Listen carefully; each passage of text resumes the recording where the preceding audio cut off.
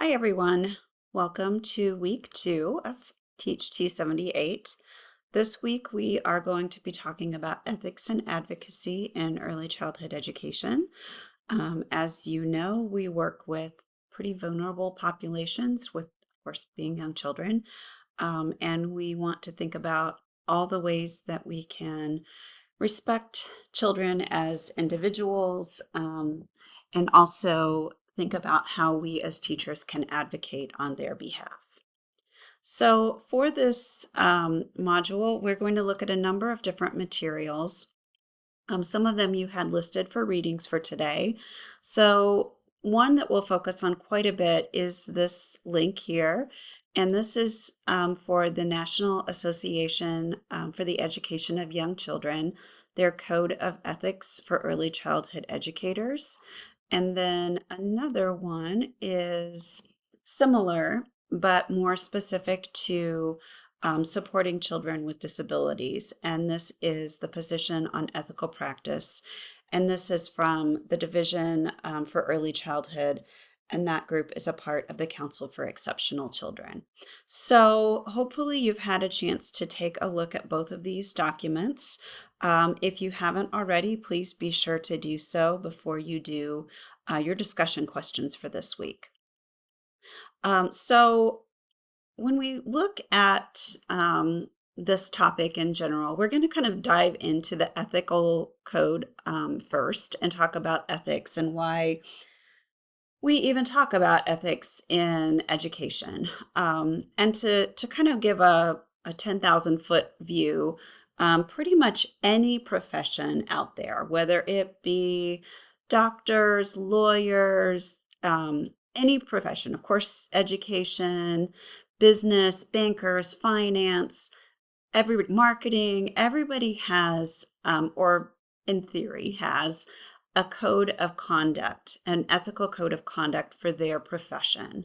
And you can imagine the contents of that ethical code of conduct it shifts depending on the career that you're in. So if you are an accountant, then part of your ethical code would be around, being honest and making sure that you're using the appropriate calculations for people's taxes and you're not writing down or keeping their social security numbers, that kind of stuff.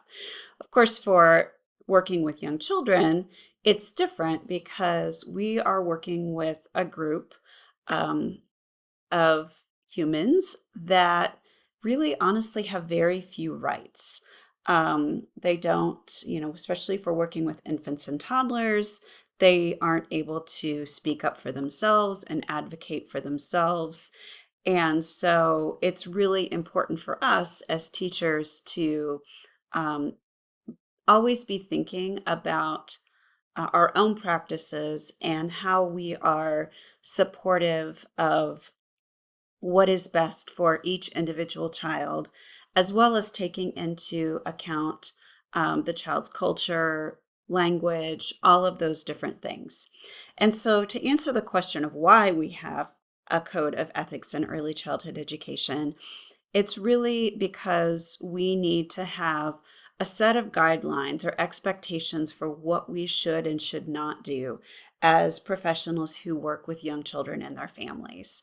And so the ethical code helps provide us with some guidelines and context for what to do in different situations. Generally, like the main um, responsibility that we have as early childhood educators is that we will keep children safe, right? So, like, above all else, we want to provide safe and healthy environments for children. So, that's sort of like our foundation, our base level. So, that would be a responsibility, a thing that we must do. But then there's a lot of other things that are kind of a gray area. And that's where we get into more ethical issues and dilemmas that we as early childhood educators sometimes need to consider. And sometimes it can be a mismatch between what we consider to be our own personal values and beliefs and what families consider their personal values and beliefs. And so, again, we have this ethical code that helps us to make decisions about what's best for children in our care. So we'll come back to the what are ethical issues and dilemmas that teachers will consider. We'll talk more about that as we move through our time together, our presentation. So the NAEYC Ethical Code was revised in 2025, so it's brand new. It's much, much shorter than it used to be. I was going to include a video of sort of some of the changes, but for most of us, you all, probably didn't study the old ethical code in any detail. So I thought, well, let's just focus on this ethical code that is in place right now. And so we have this code, and this is a quote from the actual ethical code, that this code outlines the essential ethical responsibilities for the early childhood education profession. It speaks to a set of professional ethics, the moral responsibilities that go beyond personal beliefs and that could guide decision making and behavior in the workplace. And so with that in mind, there's several different words in there that we're going to unpack in more detail here. So to get us started really thinking about this whole topic, as I stated a few minutes ago, sometimes it helps us to kind of reframe and think about the similarities and differences between our personal values and our professional values. What is ethics generally, and what is professional ethics? And then all of that kind of gets wrapped up in this notion of what is an ethical responsibility and how do we use the codes of conduct that we have to guide our work to help us when we're thinking about the best ways that we should handle situations that might not be as clear-cut when it comes to our ethical responsibilities. So to start with, if we think about personal values, these are the things that we hold most dear, the things that sort of are our foundation, our guiding principles on why we do what we do, how we live our lives, the things that we value. Often these things come from our families, our experiences. Some of us may value very highly, hopefully all of us value education, given that we're in the education field, but others of you may really, really value religion. And then there might be others that don't value religion as much. There may be some people that really, really value independence. Some might not as much. Perseverance. So there can be this continuum of things that we believe in and that we value maybe higher than others, values and different concepts and beliefs. All right, so sorry, I had to take a quick pause there. So when we think about our personal values, it's quite possible that our personal values align very closely with our professional values. So when we think about professional values, we think about those things that are really, really important to whatever it is that we do as a profession. And so, for example, in our field of early childhood education, professional values might really center around, of course, education, things like respect, kindness, caring, inclusion, confidentiality. So in a lot of ways, those are probably things that we agree with, that we think are great, but those may not exactly align with the things that we hold most high in terms of our our personal values. So where it gets a little bit sticky and tricky is when our personal values and our professional values may not necessarily align. So, like for example, if I have a child and at home, I, you know, I have one daughter, for example, and when she was a baby, I only have one child. So I probably tended to baby her a little bit more than I would have if she was a child in my care in a child care center. So if she was somebody in my care at a child care center, I would probably push for her to be more independent and to take more risks and try more things. But at home, she's my baby, right? And so I would probably do more things for her and maybe coddle her a little bit more than I would if it was a child in my care. And so that's kind of an interesting example. Another example might be that, kind of on the flip side, maybe at work, if you work with young children, you're very professional. When a child has a behavior issue, you're very calm and very patient. You redirect them, all of those types of things. But then when you get home, if your children are doing something very similar, or you go into another classroom where there's different circumstances, you may act very differently. If with your own children, you might be more impatient, that kind of thing. So things that we might do in our personal lives may be different than in our professional lives. And that's completely fine. But knowing that balance and understanding that if we have those differences in expectations and values, then the families of the children that come into our care probably have differences as well. And so when we think about where this all lines up with ethics, ethics really in the or in a definition for ethics, that's the word I'm looking for, is the study of right and wrong duties and obligations.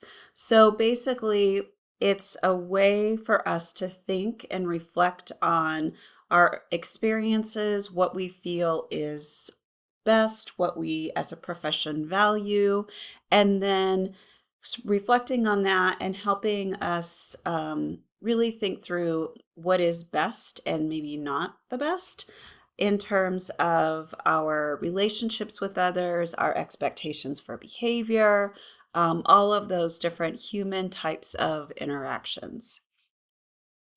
So, when we think more specifically about professional ethics, it's more than just that ethical right or wrong personally, like what we feel is morally best.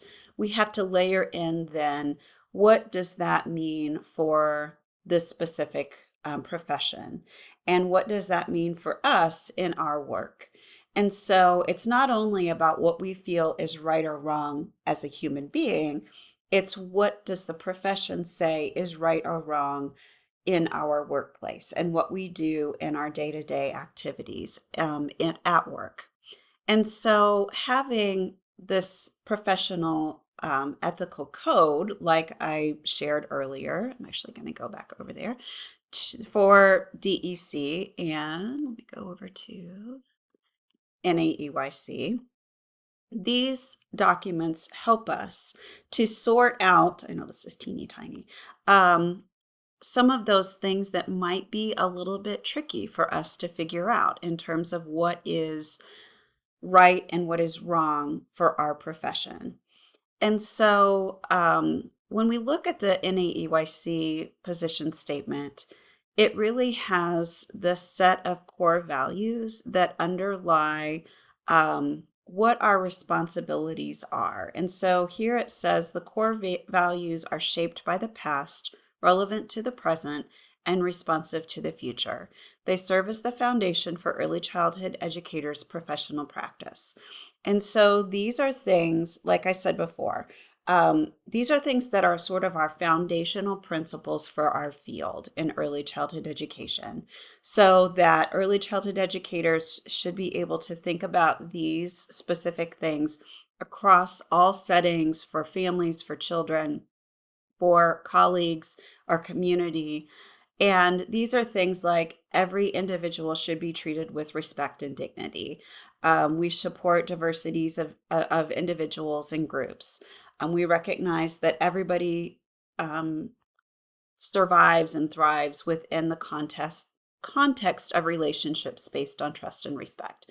And so we have when we think about children, more specifically, recognizing children as unique and valuable individuals, these different things related to families and their role and respecting families' culture, their values, their beliefs, thinking about this related to our colleagues and our employers, and then thinking about this more broadly as society and within our community. And this is where we sort of shift into thinking more about ourselves as advocates for children, and how we are advocating on children's behalf within that broader sense of community, state, nation, society as a whole. And so the DEC ethical code it's sort of designed a little bit differently. They have core principles that we follow, um, but very similar in terms of the context and ethical responsibilities, where we have thinking about collaboration, thinking about policies and how we use this information in developing policies, how we think about this as a way for us to reflect, and kind of thinking about this in a variety of different roles that we might take within early childhood settings. And so, oops, let me get back down here. Sorry.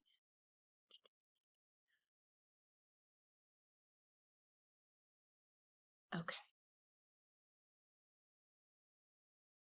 got here. I apologize. Let me get back to my screen here. Okay, so as I said, that this ethical code of conduct really offers guidelines for us in terms of our own responsibilities as professionals in the field. And so, as I said, for the NAEYC Code of Ethical Conduct, which is our main guideline, we do reference the DEC Ethical Code as well. But again, it's more specific to children with disabilities, where the NAEYC Code of Ethical Conduct is more holistic of all early childhood. And so those core values that I mentioned earlier are sort of that foundational piece that underlie everything else. But the code also goes into some detail about our ethical responsibilities as those who work with young children. And this is really, these are commitments that we make as professionals to maintain the health and safety and well-being for children. But then we go into all sorts of different ways that we do that and make sure that we are upholding those responsibilities in our work, primarily as it relates to our relationship with children, but also in how we support families, how we work with our colleagues, and how we exist within that broader community and society. So when we look at that ethical code, let me go back over here, beyond these core values, then we go into the ethical responsibilities. And so this is where, if we're feeling like we come up against an ethical dilemma, it can be helpful to refer to these ethical responsibilities. So, for example, I'm just glancing down and I'm noticing this one, number 1 the responsibility to children 1.6. So this is maintain confidentiality of children's information, images, and data, including assessment data, and sharing when there is a legitimate need. Okay, so let's think of an example of how that might run us into an ethical dilemma.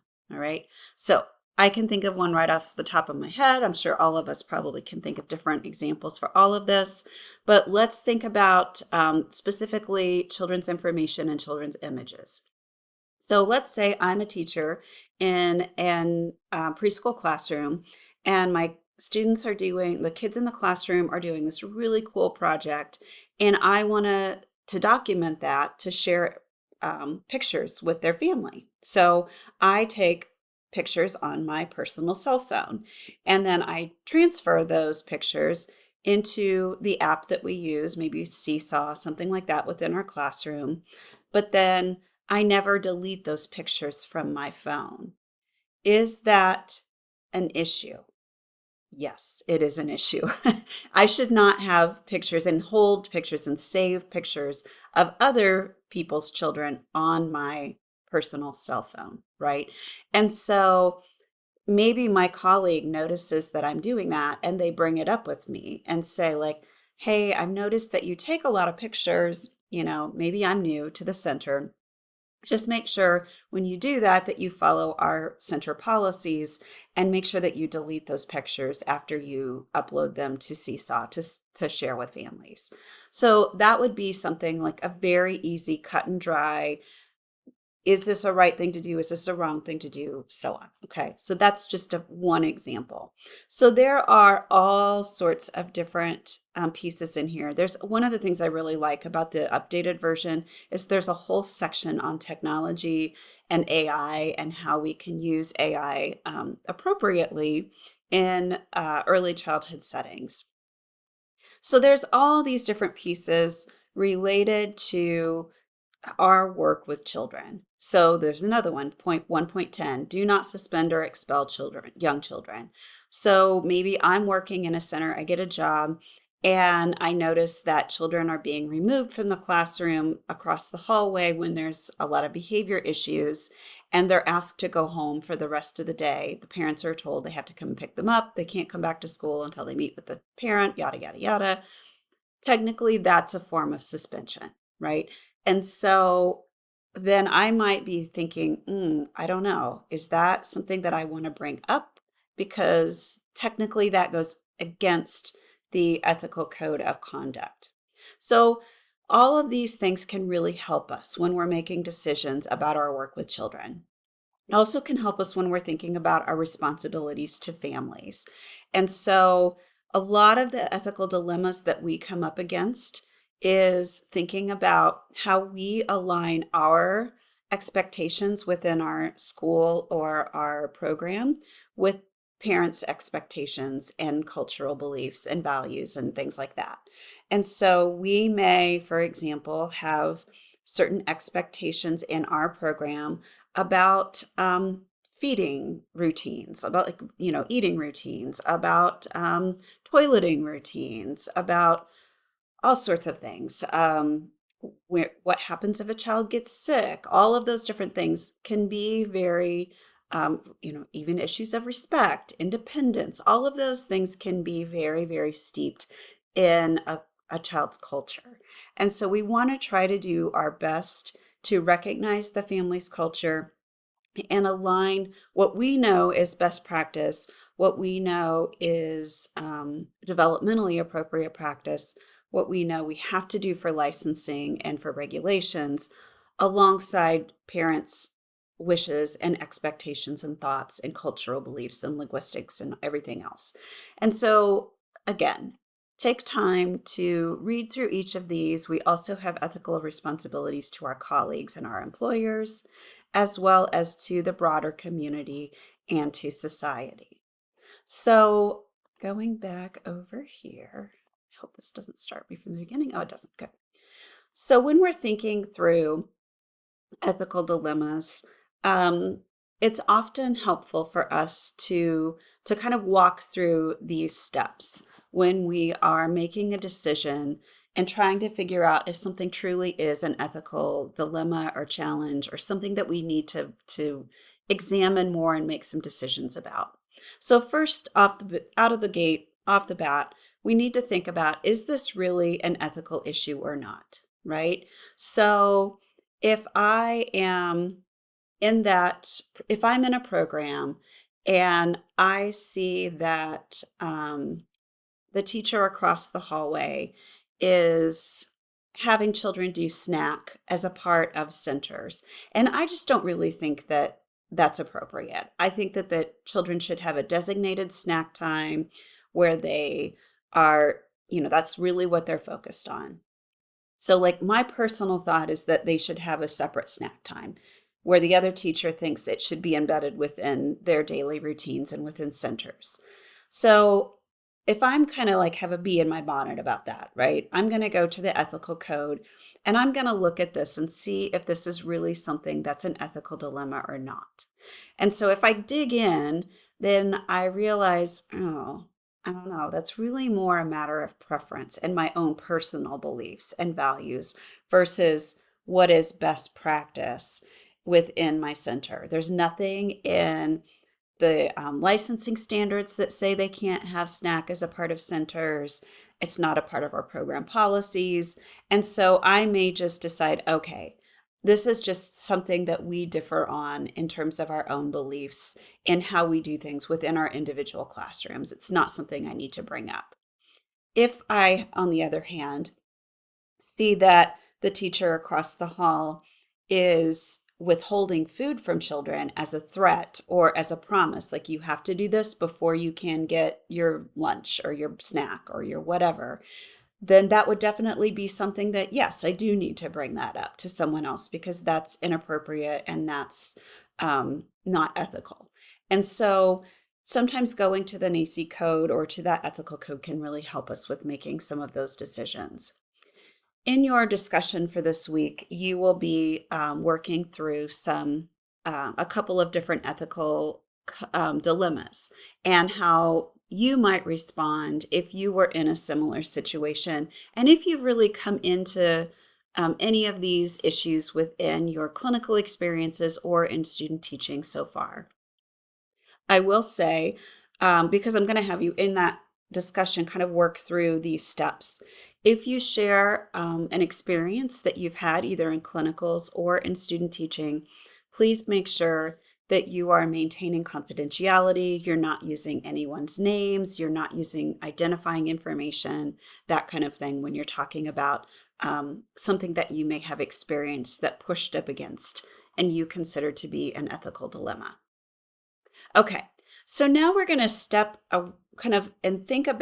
into this thought process of kind of once we get beyond just like how are we advocating and working and being ethical within our own teaching practices with the children in our classrooms, with their families, and with our colleagues. And now we're going to kind of think a bit more broadly about how we can advocate for children more globally.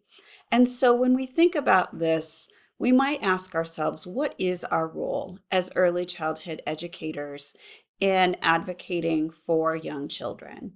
So we might kind of step back and think, like, what would that look like if I were advocating for children within, like, maybe the students in my grade level within my school building, right? So maybe I'm noticing that we really don't have enough time in our schedule for children to eat a full lunch, right? It comes in and they're expected to eat and have everything finished and returned back to the kitchen or cafeteria or whatever within like 15 minutes. And children just aren't finding enough time to eat. I might advocate on behalf of the children and say, hey, I'm noticing that children are not having enough time to eat. Is there something that we can do within our building, within our schedule, within our building to allow for more time for children to have their lunch or their snack or whatever it might be? So that's an example within a school building or a program. But you might also think about, how could I advocate for children within my community? So maybe there aren't enough you've just moved to a community and you've noticed there really just aren't many spaces or places that are safe and welcoming and healthy for children just to be, parks and recreational centers and that kind of thing. That might be something that you go to community leaders and say, hey, we don't have enough spaces within our community for children to just be children and play and feel safe and welcome, and for families to participate in different activities. Maybe we need to think about building something like that within our community. So that's a way that you could advocate on behalf of children within your community. So you can think about how this might roll out. You've got your building, your community, your district, your state, your nation, and how we can be thinking about advocating for children at all of those different levels. And so that then kind of takes us down this sticky road that none of us like to talk about, right? Especially right now where we are in such a crisis in our country, where people are being pitted against each other for their beliefs and their values, and it's being seen as very decisive issues and things that we used to all pretty much agree on. We're now many people are fighting over these topics and politicizing them in ways that are really not very helpful. All right. And so As a professor at your university, it is never my place, it is never my role to say, you should believe this, or you should vote this way, or you should do this, or you should advocate for whatever, right? The thing that I can say very with total confidence is that as people who are working with young children, you should always be advocating on behalf of children and what is safe and what is healthy for children. The challenge that we face right now is that some of the things that we used to see as very non controversial things, topics, language, wording, like diversity, inclusion, equity, accessibility, some of those words have been, again, very politicized. And the ways that we are as teachers feel a little bit under attack. So we're going to set that aside for right now. And we're going to talk just a little bit about the difference between policy and politics. Because even though there's only a few letters difference there, they mean very different things. So a policy is a course, a principle of action that is adopted or proposed by a government, a party, a business, an individual, a school. And these policies are generally intended to help with the organization, help with functioning, help with things to process, to have a system of beliefs in place or policies in place that really help us in guiding our work and what we do. So we have policies within school buildings. We have policies at Illinois State University. We have policies within our community. We have policies within businesses. We have also, of course, have policies that are more legislative policy at the local, state, and national levels. And so policy is really all around creating these principles to help us in moving in a certain direction, moving in a certain path. But that sometimes gets mixed in with politics, which really we try to say that many people try to say that education is not political. I would argue that that is completely false. Um, Now, I'm not saying that education needs to be, like I believe this because I'm a liberal person, or I believe this because I'm, more conservative, or whatever that might be. Not thinking about those things. But politics is when we start bringing in issues of debating what's right and what's wrong, and issues of power and control. And that is wrapped up oftentimes in policy, because there can be these beliefs that certain groups of people believe this type of policy is best, and other groups believe this type of policy is best. And that's where it sometimes can get sticky. So when we think about education as a political thing, we're not saying, like, as a teacher, you should ever lobby for a certain group or anything like that. What we're saying is that in education, it is, hold on, I'm going to go ahead. Issues that are political within education are things like funding and how education is funding, power structures, who runs schools, who has power within schools, who has power within our community to make changes within our schools, who makes decisions about curriculum and how is that implemented. How is special education implemented? How is it funded? Is it inclusive? Is it non-inclusive? How do we support students who speak languages other than English? Even things into our sports. All of these things can be politicized. And we have policies around all of these different topics that guide how we do things within education and our educational systems. We have policies, of course, within our schools, again, within our school districts, within our communities, within our state, within our country. And these things can look different from community to community, from state to state. And so when we pause to think about this, it's important for us to try to sort out what is my personal belief system and what is my professional belief system. All right. We kind of started with that, talking about our personal and professional values. And the reason I bring this back up right now is that when we think about policy and advocating on behalf of children, we have to be thinking about, how am I going about this? Am I speaking for myself, Amanda Quisenberry, as a citizen, a voting citizen, a registered voter in Champaign, Illinois, who is a mother and a daughter and all these different things? Or am I thinking about advocating as a professor at a university, at a state funded university, who believes in public education? So we can have multiple identities, is what I'm trying to say. And so for this class and the project that you're going to be doing, where you're writing a legislator, we're thinking about this more as a part of our professional um, life values, our professional identity. That's the word I'm looking for. My goodness.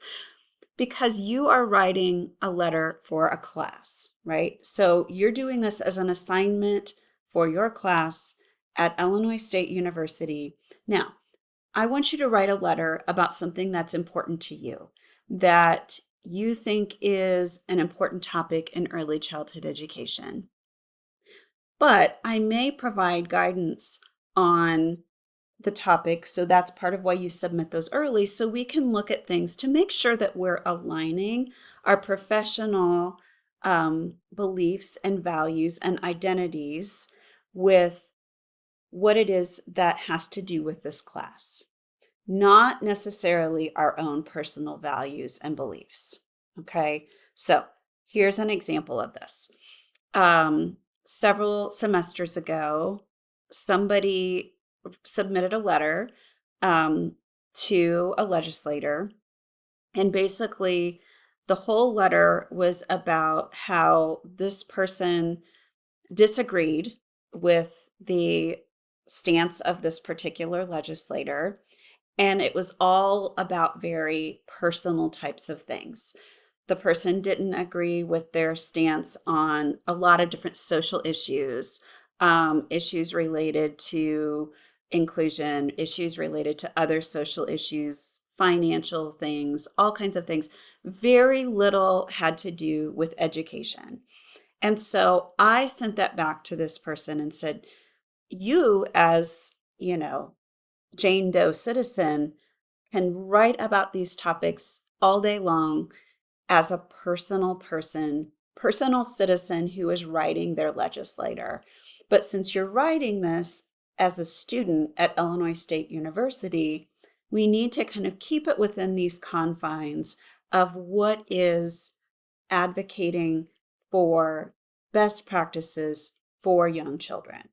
Okay, so hopefully you can kind of see that difference. So because you're writing this as a student, we want to be thinking about what is appropriate for us to put into a letter. So one of your readings for this week is this article, and it's an NAEYC article. And the article's title is "The Power of Our Collective Voices, Building Skills as an Early Childhood Advocate."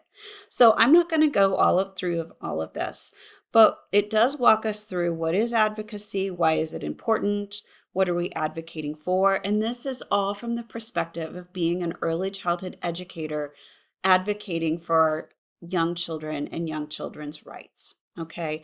And so this then is a real strong focus on what can we do as early childhood educators to advocate for our students at the state, national, local level. All right.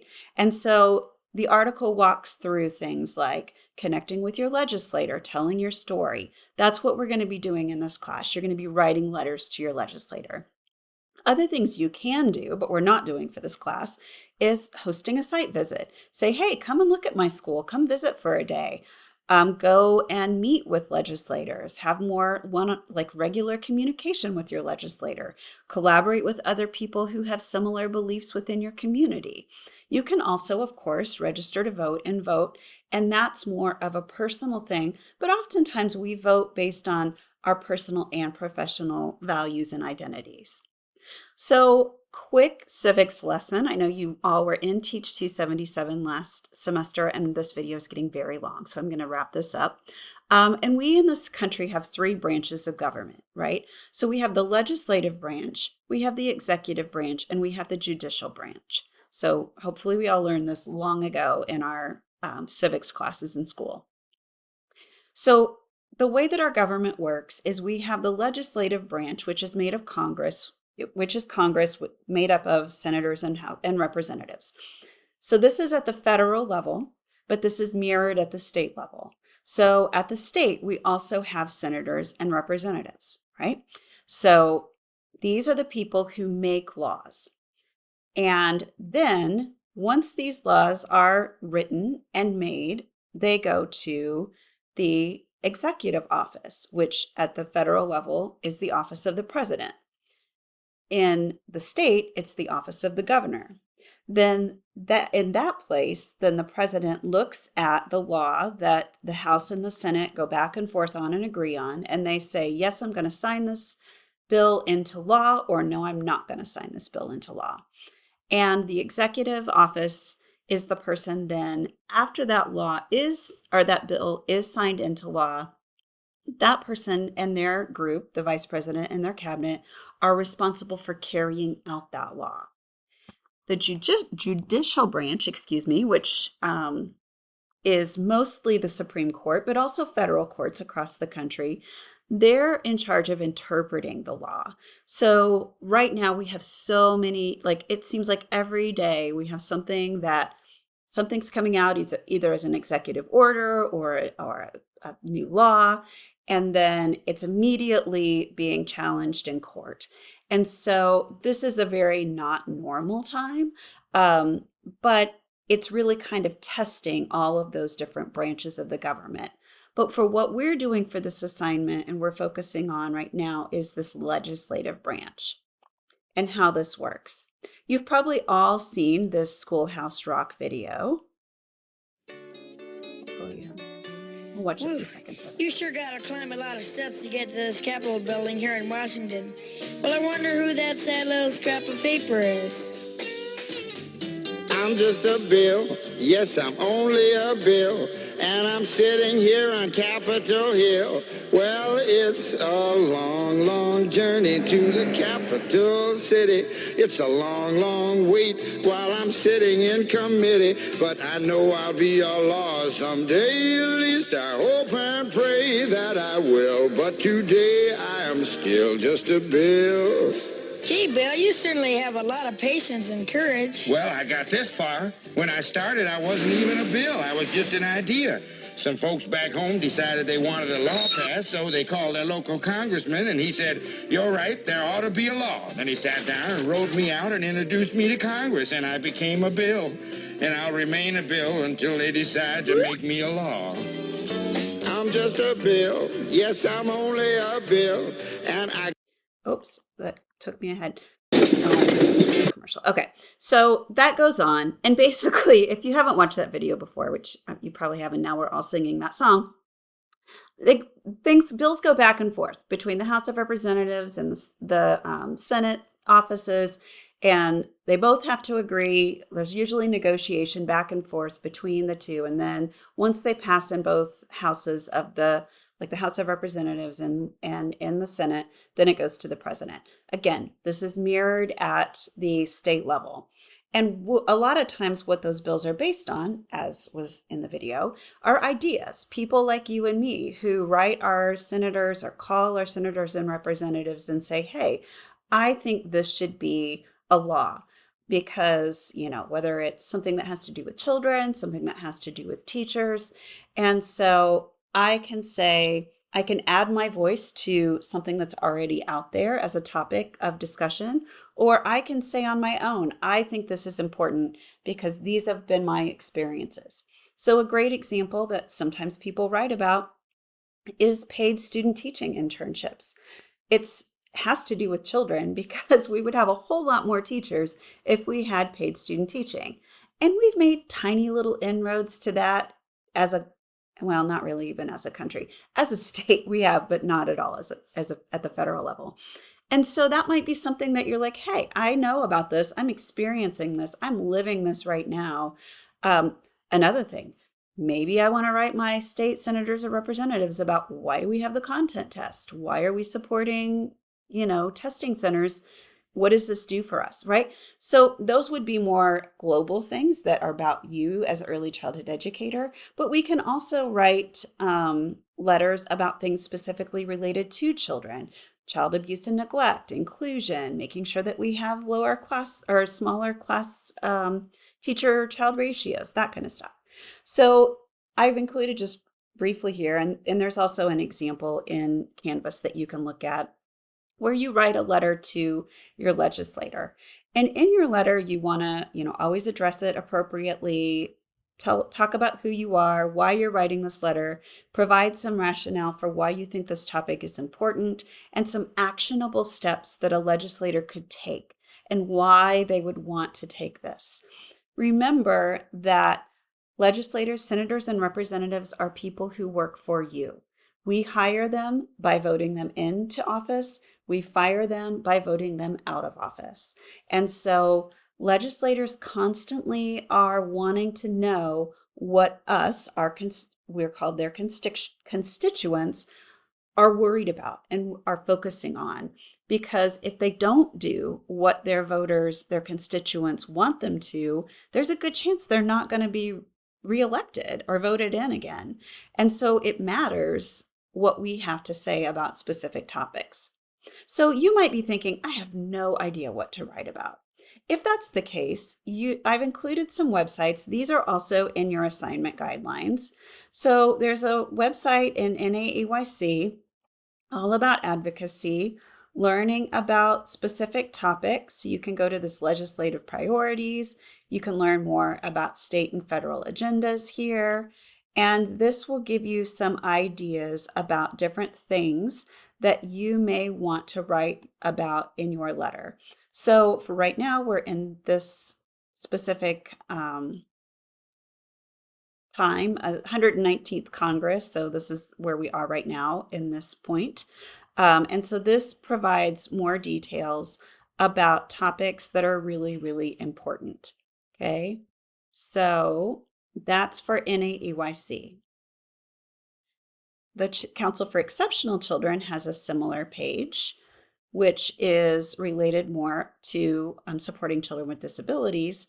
And what I love about this page, well, they give all kinds of different information, but one of the things that I love is that they almost always have sample letters that you can look at. So for example, making sure that we're getting proper support and funding for special education. So there's information, and then here you can, where it says take action, you can look at sample letters and sign on to these. Oh, well, okay, that one, of course, I'd pick one that's no longer active. Let me see, current topics. What's this topic? Sorry. Oh, here we go. So like this one, this is a letter that you can just sign on to. Now, what I'm asking you to do for this class is to actually write a letter, but this is how easy it is to support topics because sometimes it's a number of letters that people get to. So this one is support for children with disabilities to keep special education in the Department of Education. So if I were going to do this, which is a topic I believe in, I could just put my name in here. Now, again, I want to be thinking about, am I wanting to say this as a professor and my university, or do I want to say this as a individual. I'm going to just, for this example, say this as an individual. So I'm going to use my personal email, not my work email. So I already am signed up for that. They already know who I am. So literally, this is going to go to my people because they know who I am because I sign in all the time. So they know me. They know that my senators in Illinois are Dick Durbin and Tammy Duckworth. They know for me personally in Champaign-Urbana, my representative at the federal level is Nikki Budzinski. And so I can do that. And what did that take me? 30 seconds. And that letter is off to those people. All right. So it's super, super easy to advocate. So that's NAEYC CEC. Those are on the national level. Start Early is a state organization, and this is more about topics that are specific to the state of Illinois. So if you're wanting to write about something more specific to Illinois and you're not sure what to write about, you can check out that website. Okay, I have gone on and on and on for way too long. I'm going to do a separate video that I promise you will not be 50 minutes with an overview of the ethics and advocacy assignment that I will attach separately. These are some quick reminders about things that are coming up. The legislator letter draft isn't due for quite some time, but if you want to get a kickstart on it since it's fresh in your mind, you can certainly do that too. Thank you for listening, for being patient, and I will try to make modules in the future not so long. Have a great day.